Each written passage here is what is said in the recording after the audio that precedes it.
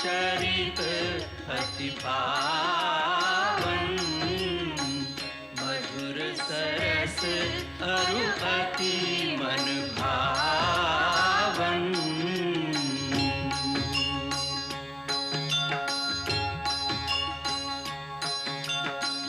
पुनि पुनि कितने हो सुने सुनाए, ये की प्यास बुझत न बुझाए।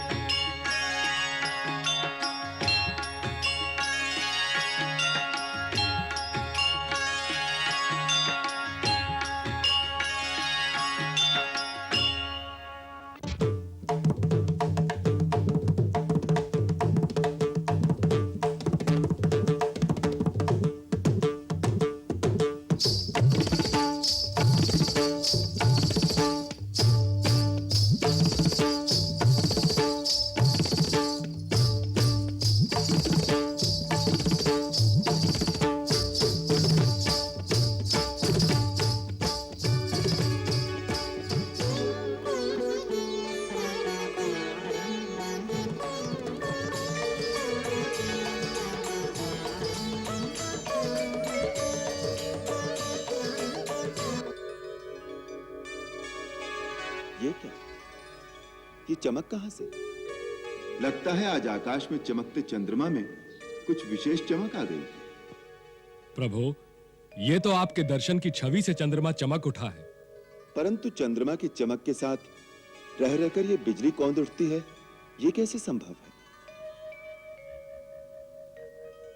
बिना बादल बिजली कैसे चमक सकती है, वो भी दक्षिण दिशा से? इसमें अवश्य कोई भेद है। आज्ञा हो तो इस भेद का भेदन मैं करूं कृपा सिंधु। इस मायामयी स्थान के बारे में आपसे अधिक और कौन जान सकता है लंकेश? इस रहस्य पर से आवरण उठाइए विभीषण जी।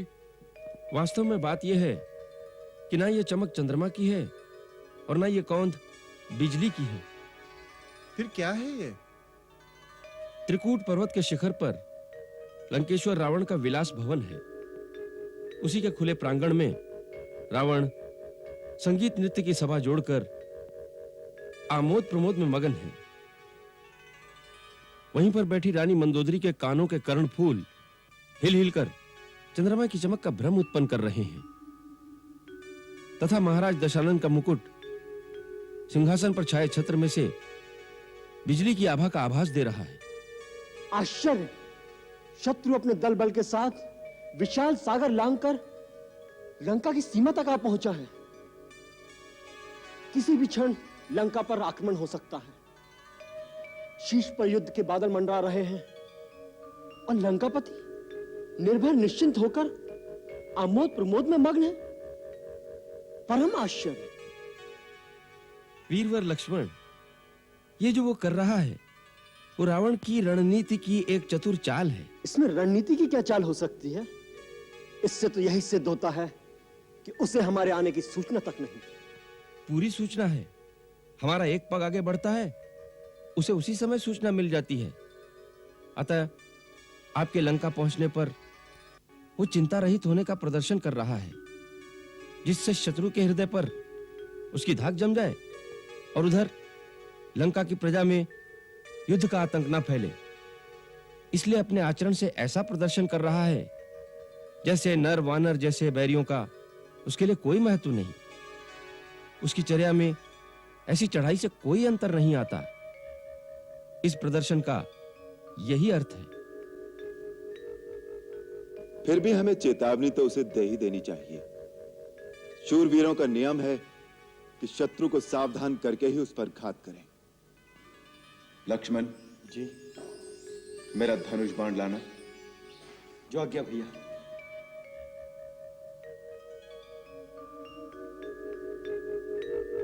धनुष बाण क्या करेंगे रघुकुल शिरोमणि? कुछ नहीं, उसे सावधान कर दूंगा। उसे इतना बता दूंगा कि मैं लंका में आ गया हूं।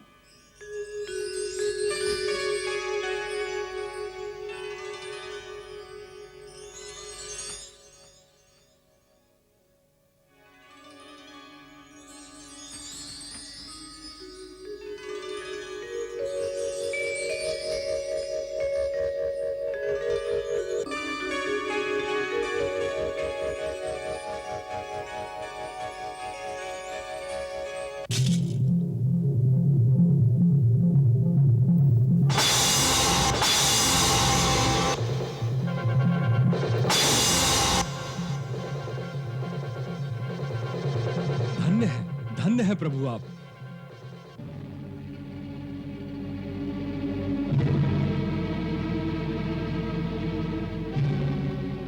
हे पार्वती पति, हे शूलपाणी, हे महादेव, रक्षा करो, रक्षा करो। हे शिव शंभो, हे कैलाशपति, मेरे पति की रक्षा करो। कैलाश नाथ तो सदा हमारे साथ ही है रानी। किस कारण इतनी अधीर हो रही हो?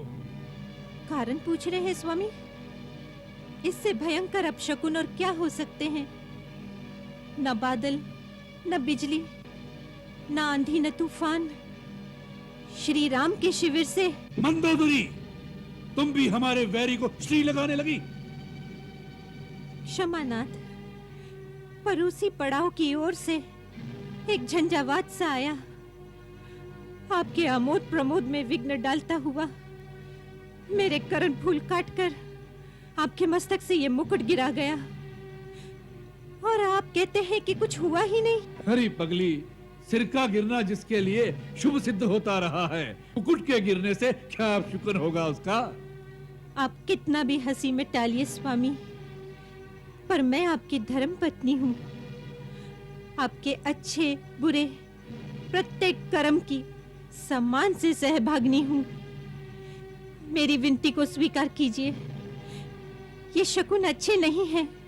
रघुनाथ से विरोध छोड़ दीजिए नाथ। मैं दानव की बेटी, शीश काट कर भुजाओं पर कैलाश पर्वत उठाने वाले महाभट्ट रावण की भार्या इतने साधारण से टोटके से डर गई?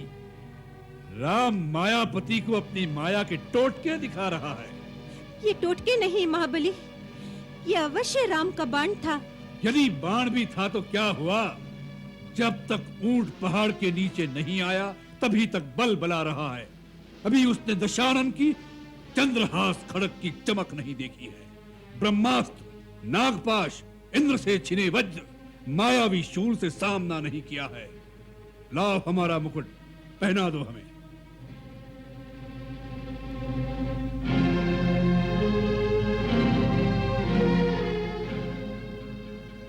हे महादेव, अनंत काल तक लंकेश्वर के मस्तक पर यह मुकुट दमकता रहे।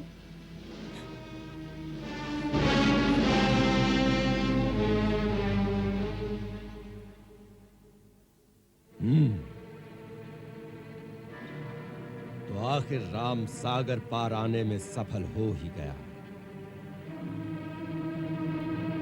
दंडक वन से बढ़ते बढ़ते वो लंका के सिर पर आकर बैठ गया, और हम अभी तक उन वानरों को तुच्छ समझकर उनकी उछल कूद का तमाशा ही देख रहे हैं।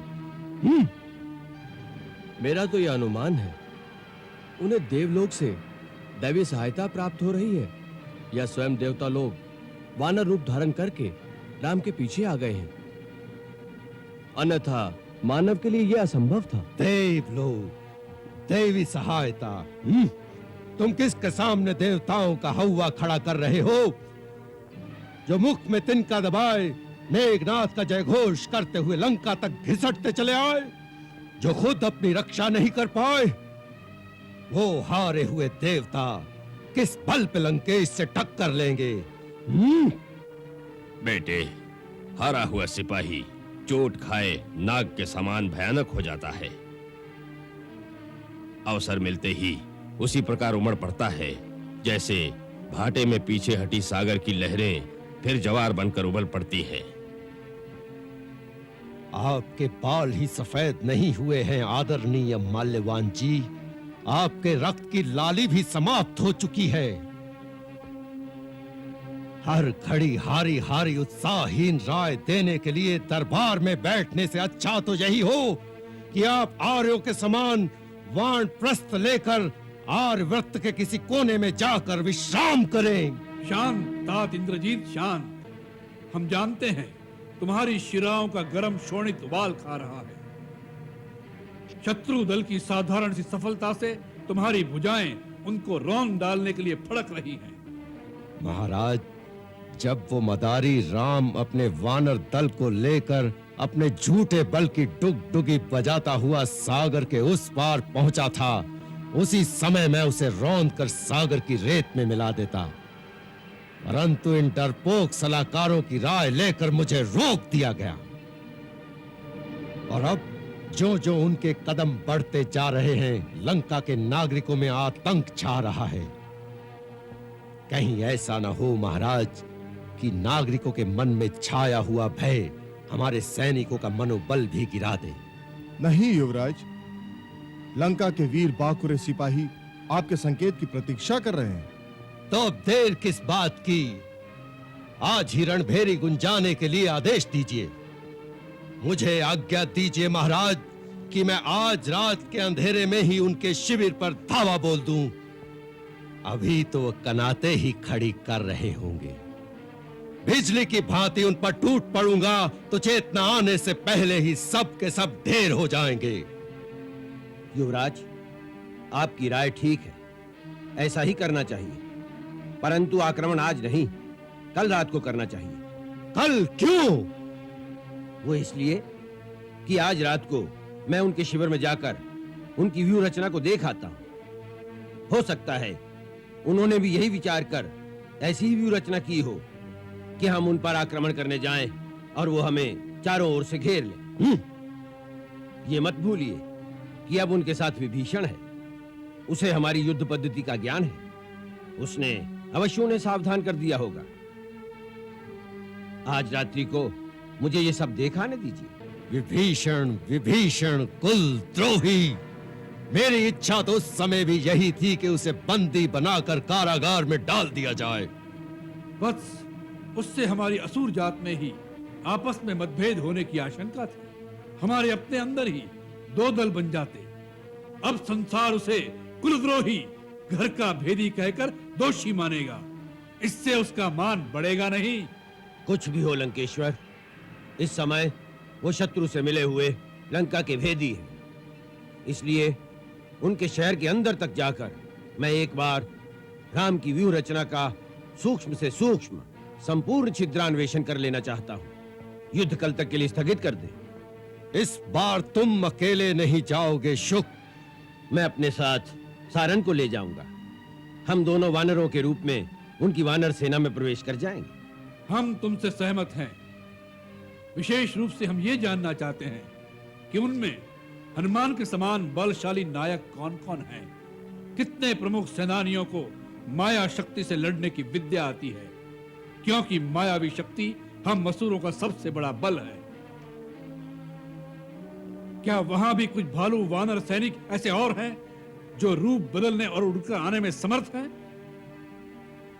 सावधान, विभीषण की दृष्टि से दूर रहना। असुर की माया को पहचान लेता है। पकड़े जाओगे। जी महाराज। अकंपन, प्रहस्त, महापार्श, तुम इस बात का खास ख्याल रखना कि नागरिकों में किसी प्रकार की घबराहट फैलने न पाए। शत्रु के नगर द्वार तक आने पर भी कोई आतंक न फैले। उनका ध्यान किसी दूसरी ओर लगा रहे। हमारी दिनचर्या में कोई अंतर नहीं आना चाहिए जिससे प्रजा आश्वस्त रहे, भयभीत न हो। जो आज्ञा महाराज।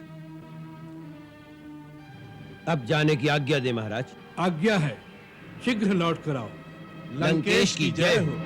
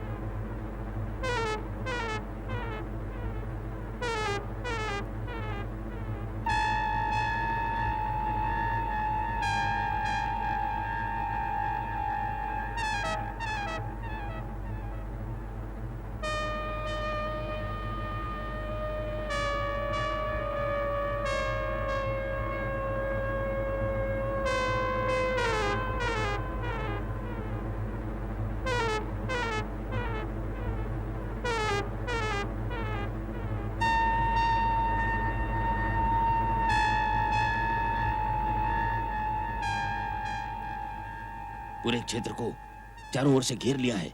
सारन, ये शिविर नहीं, पूरी की पूरी व्यूह रचना है। किसी ओर से भी आक्रमण करें, पूरे शिविर को घेर ही नहीं सकते। शुक, दरबार में तुमने जो एकाएक आक्रमण न करने की राय दी थी, वो कितनी दूरदर्शितापूर्ण थी। मैं तो दंग रह गया सारन।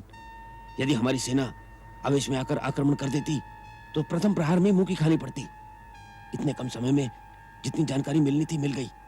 अब हमें राम और लक्ष्मण की क्या सुरक्षा है ये देखकर तुरंत यहाँ से निकल जाना चाहिए।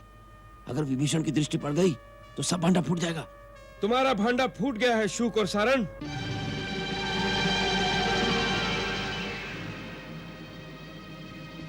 माया से वानर सैनिकों का रूप धारण करके भी तुम विभीषण की दृष्टि से बच नहीं सके।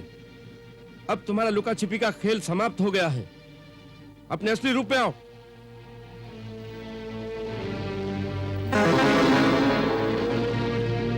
पकड़ लो इन दोनों को।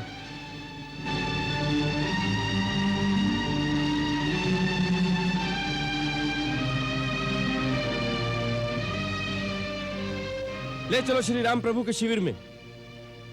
वही इन गुप्तचरों को उचित दंड देने का निर्णय करेंगे।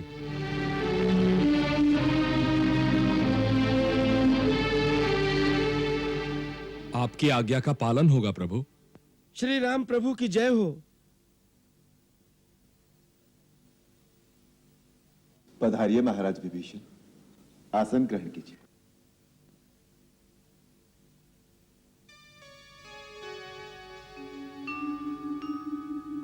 क्या बात है बंधु, आज आपके शांत मुख पर उत्तेजना दिखाई दे रही है।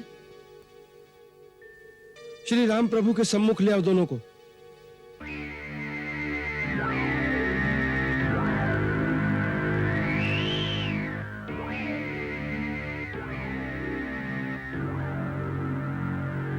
कौन है ये दोनों? शुक और सारण, लंका नरेश रावण के विशेष गुप्तचर।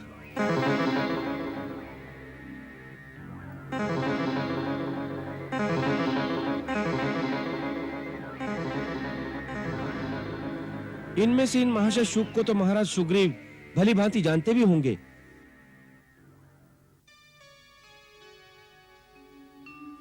ये क्या रहस्य है कपिराज? ये भीषण रहस्य है। महाराज सुग्रीव अपनी महानता और मित्र धर्म पालन का बखान स्वयं अपने मुख से नहीं करेंगे, परंतु इन्होंने आपकी मित्रता के लिए बहुत बड़े प्रलोभनों को ठोकर मार दी थी। अच्छा, कुछ दिन पहले ये शुक बहुत बड़े प्रलोभन के साथ लंका के राजा रावण की मित्रता का संदेश लेकर महाराज सुग्रीव के पास आए थे।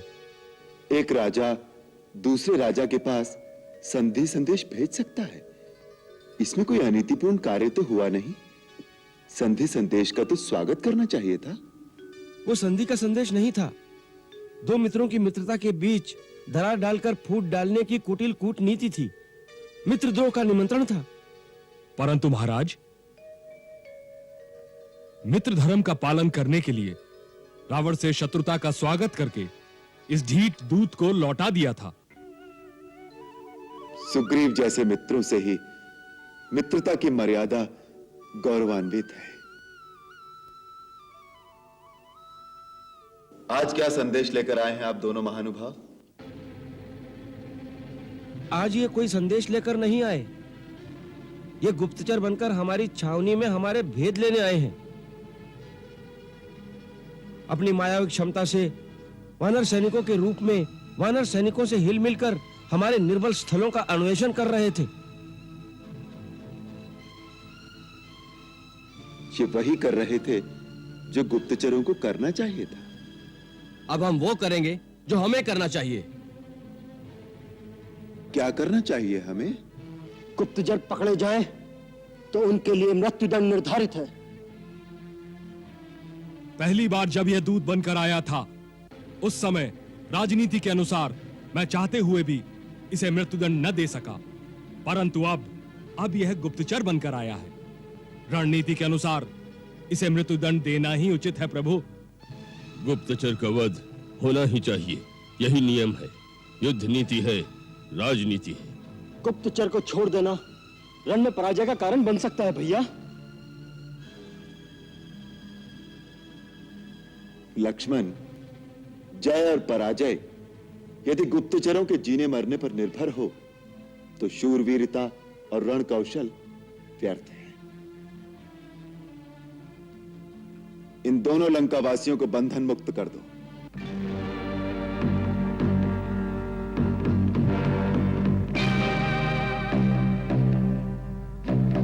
प्रभु,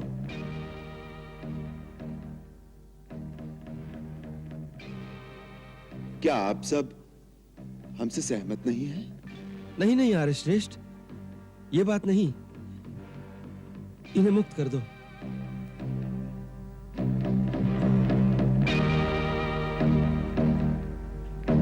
प्रभु,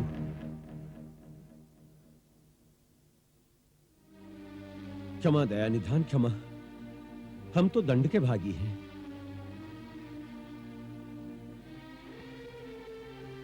प्रभु, महाराज रावण ने हमें आपका सैन्य बल, आपके मंत्रियों और महारथियों के पास क्या क्या शक्तियां हैं, उनके युद्ध संचालन का कौशल कैसा है, रण की योजना और निर्बल स्थानों का भेद जानने के लिए भेजा था।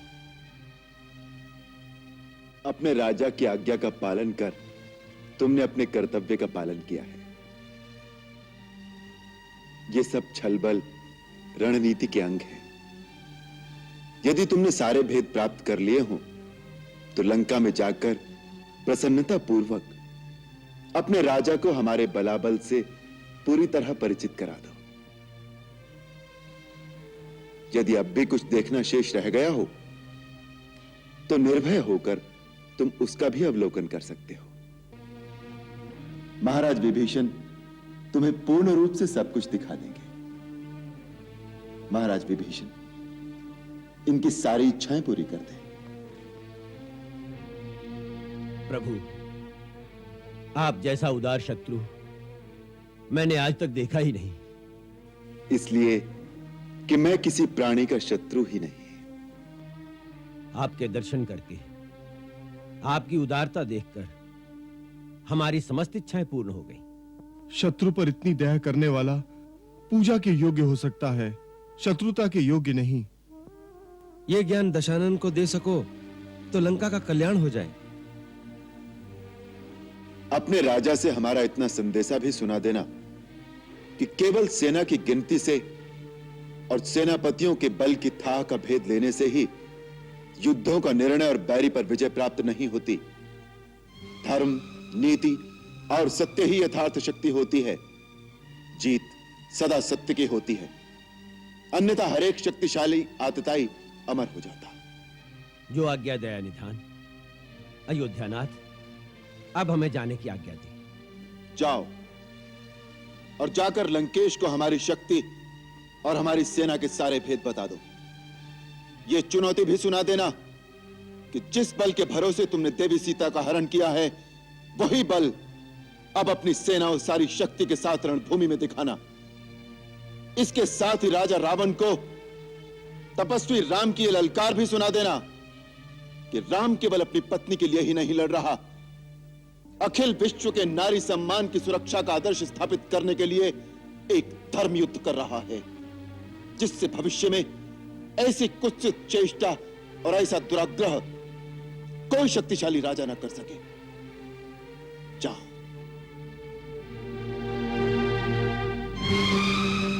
धन्य है, धन्य है प्रभु करुणा निधान।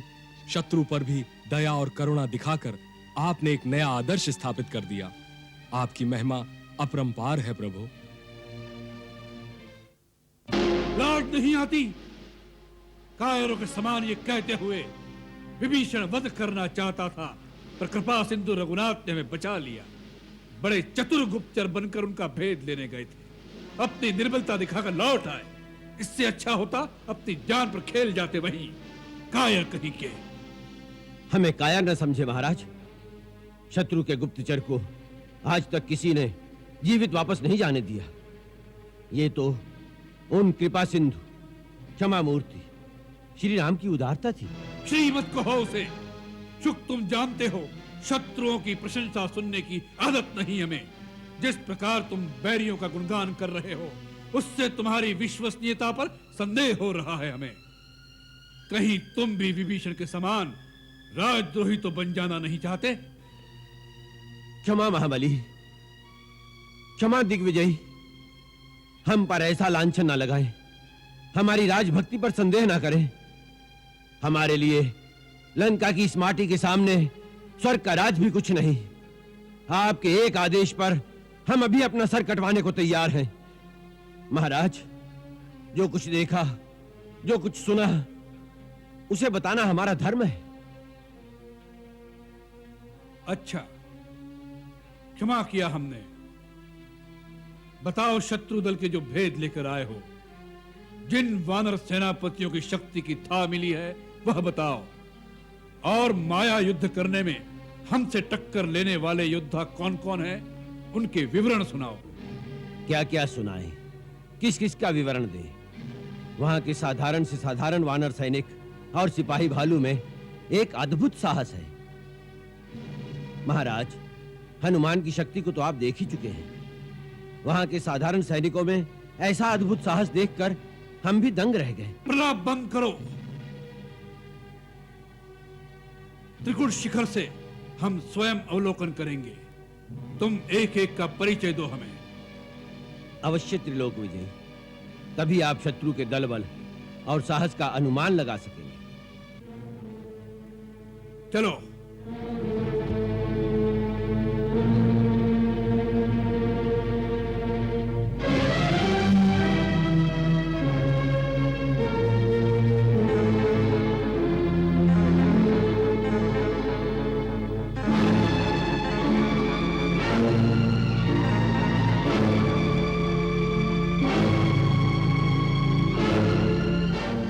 देखिए महाराज, आप स्वयं देखिए, सुबेलू पर्वत, सारी पहाड़ी घाटियां, पूरा वन प्रदेश, जिधर भी दृष्टि जाती है टिड्डी दल की तरह वानर सेना छाई हुई है।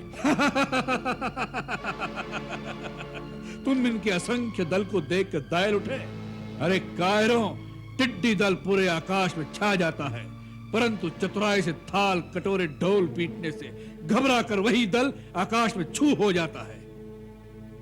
क्षमा करें महाराज, वही टिड्डी दल जब धरती पर उतर आता है तो खड़ी खेतियां उजाड़ हो जाती हैं। महाराज, आज वही टिड्डी दल हमारी लंका की धरती पर उतर आया है। महाराज, हम एक एक का बल पराक्रम देखकर आए हैं। अच्छा, बताओ, किस किस में कितना बल है, कितनी शक्ति है, सैन्य संचालन, पराक्रम का पूर्व अनुभव क्या है? हमें परिचय दो। सुनाओ इन सबकी बिरदावली। किस किसका क्या भेद जानकर आए हो? बोलो शुक, सारण, करो इनके वर्णन।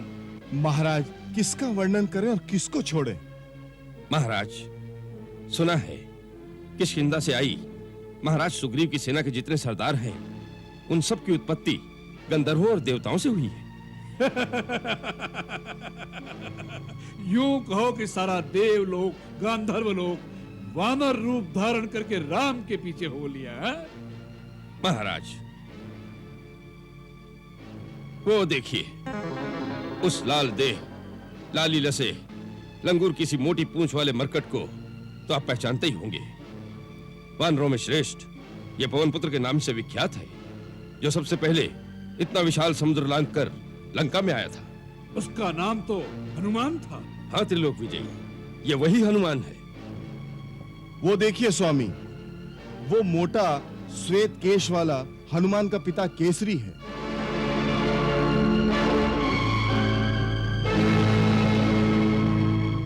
केसरी?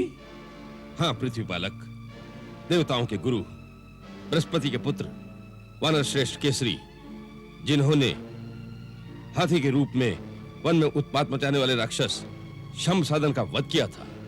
पूरा वानर यूथ इनका आदर करता है। और वो झूमता अकड़ता वानर कौन है? वो बांका जवान वानर युवराज अंगद है, इंद्र के पुत्र बाली का बेटा और इंद्र का नाती है। अंगद? और उसके साथ वो दो वानर कौन है? बलवान वानर मैंद और द्विविद है। महाराज, ये दोनों अश्विनी कुमार के पुत्र हैं। गज, गवाक्ष, गवय, शरभ और गंधमादन। महाराज, ये पांचों योद्धा यमराज के पुत्र हैं। स्वामी, ये भी पता चला है कि वरुण का पुत्र हेमकूट भी सहायता के लिए आया है। और वो जो दो तेजस्वी वानर युद्ध मुखिया दिखाई दे रहे हैं, वो भगवान सूर्य के औरस पुत्र श्वेत और ज्योतिर्मुख हैं। और वो लंबा रीछ कौन है?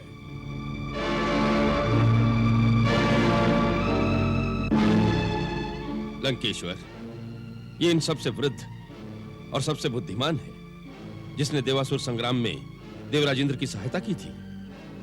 इसे ब्रह्मा का पुत्र भी कहते हैं।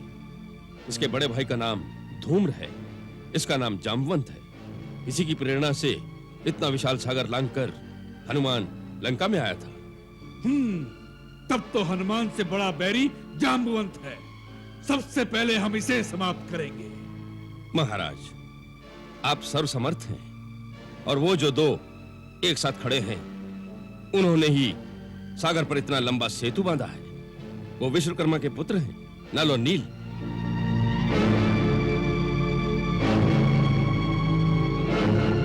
नल और नील।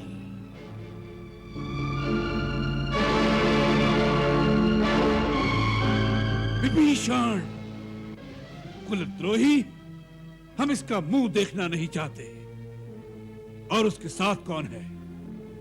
किष्किंधा नरेश, सूर्यपुत्र सुग्रीव, उनके साथ लक्ष्मण, और वो है श्री राम। श्री मत कहो, राम। राम।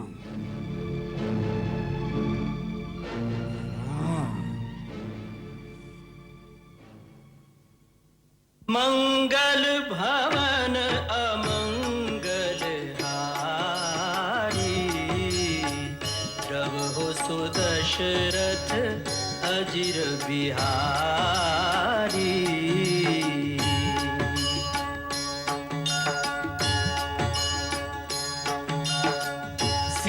सीताराम चरित अति पावन, मधुर सरस अरु अति मन भावन।